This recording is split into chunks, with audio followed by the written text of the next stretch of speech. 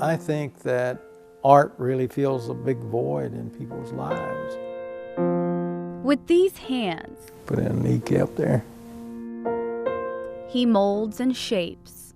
Time just flies. He carves and he creates. You get totally into it, and I've often said that a piece will take on a life of its own. But artist Troy Kelly's biggest labor of love was cast in tragedy. Very often in the studio, when I would leave,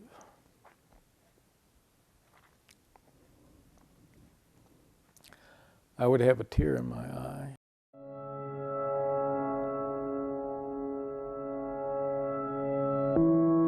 "6 years ago, as a Vietnam veteran, Troy watched the devastation unfold on Fort Hood. My God, it was just horrific. As an artist, he watched and knew what had to be done. It needed to be etched in stone for history.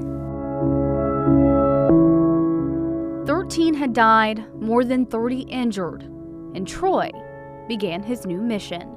I hoped it would help the families to get relief of their pain. He created the design, the circular pavilion, the flagpole in the center, panels carved with the victims' names, and most importantly, 13 columns to hold his 13 sculptures, each with personal items chosen by the families of the fallen, symbolizing their loved ones. The family sent these objects.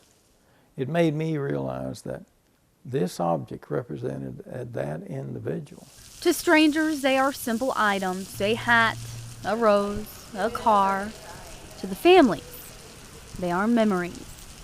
I hope that that's what visitors would recognize when they visited the memorial, that this object belonged to an individual. That individual was a member of the family, was a member of a community. As he carefully carved each one in clay, casting them in bronze, making sure each were perfect, one Francesca Velez was pregnant. continues to haunt him. Several of the witnesses, 2 to 3 of them, said that Francesca's last words were, "My baby, my baby." You know, every time I tell that story, I'm sorry. I just get so emotional about that because I can picture that scene. And it was just a horrific, horrific scene, and the emotion that was involved.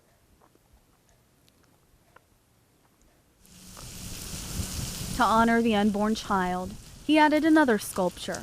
Francesca's favorite object was a soft Scooby-Doo, so I made a baby Scooby-Doo.